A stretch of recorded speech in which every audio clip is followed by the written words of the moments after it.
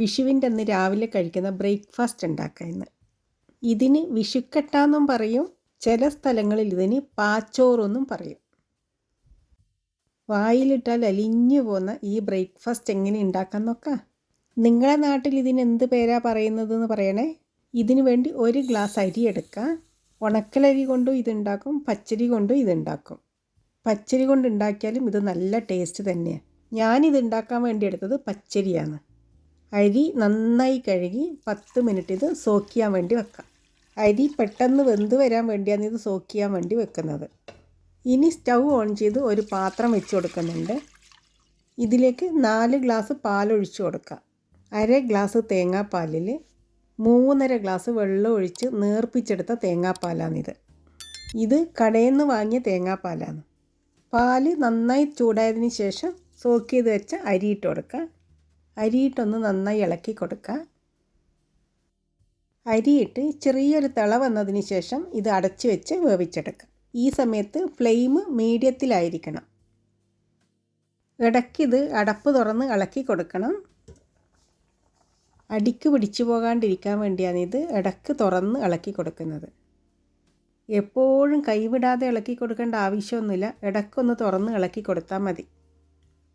Flame മാത്രം എപ്പോഴും മീഡിയത്തിലായിരിക്കണം. ഇതിപ്പോൾ പാലൊക്കെ കുറുകി വരുന്നുണ്ട്, അരി വെന്ത് വരാറായി.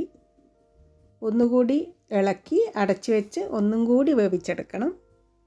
പാല് കുറുകി അരി നന്നായി വെന്ത് വരുന്ന സമയത്ത് ഇതേപോലെ നന്നായി ഇളക്കി കൊടുക്കണം. ഇപ്പോൾ അരി വെന്ത് പാല് കുറുകി വന്നിട്ടുണ്ട്. 1/2 ടീസ്പൂൺ ജീരകം ഇട്ട് കൊടുക്കുക. 1/2 ടീസ്പൂൺ ഉപ്പും കൂടി ഇട്ട് കൊടുക്കുക. ചുക്ക് പൊടി ഉണ്ടെങ്കിൽ ഈ സമയത്ത് ചുക്ക് പൊടിയും കൂടി ചേർത്ത് കൊടുക്കാൻ നല്ലതായിരിക്കും. ഞാനേതായാലും ചുക്ക് പൊടിയൊന്നും ചേർത്തില്ല. ജീരകവും തേങ്ങാപ്പാലും കൂടി വെന്ത് വരുമ്പം തന്നെ നല്ല മണമായിരിക്കും. ഇത് കഴിക്കാനും നല്ല ടേസ്റ്റ് തന്നെയായിരിക്കും കേട്ടോ.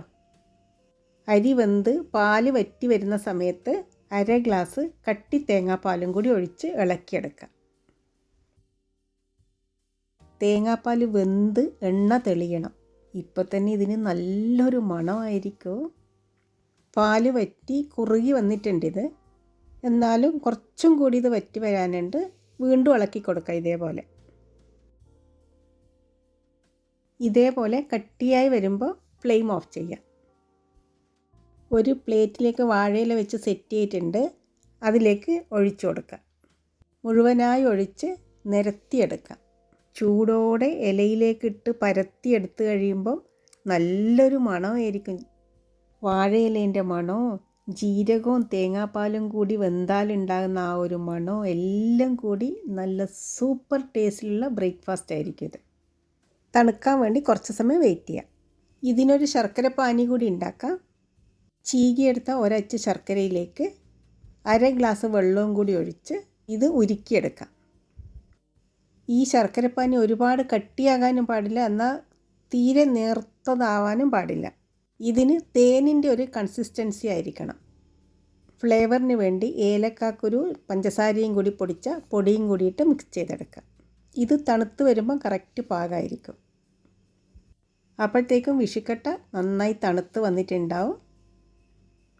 നല്ല മണമായിരിക്കും. കഴിക്കാനും നല്ല ടേസ്റ്റ് ആയിരിക്കും ഇത്. ഇത് ശർക്കരപ്പാനീൻ്റെ കൂടെ കഴിക്കണമെന്നൊന്നുമില്ല, നല്ല എരിവുള്ള കറീൻ്റെ കൂടെ കഴിക്കാനും നല്ല ടേസ്റ്റ് ആയിരിക്കും. ഇനി ഇതൊരു പാത്രത്തിലേക്ക് തിരിച്ചിടാം. ഇത് നോക്ക്, നമ്മുടെ വിഷുക്കട്ട സൂപ്പറായി വന്നിട്ടുണ്ട്. ഇത് അധികം കട്ടി ഉണ്ടാവില്ല, നല്ല സോഫ്റ്റ് ആയിരിക്കും. സ്പൂൺ കൊണ്ട് കോരി കഴിക്കാൻ നല്ലതായിരിക്കും. ഇനി ഇത് നമ്മൾ ഇഷ്ടമുള്ള ഷേപ്പിൽ കട്ട് ചെയ്തെടുക്കാം. ഇതേപോലെ കുറച്ച് ശർക്കരപ്പാനി ഒഴിച്ച് വേണം ഇത് കഴിക്കാൻ വേണ്ടി.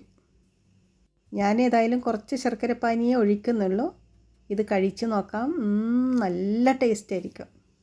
Okay friends, bye bye. Thank you for watching.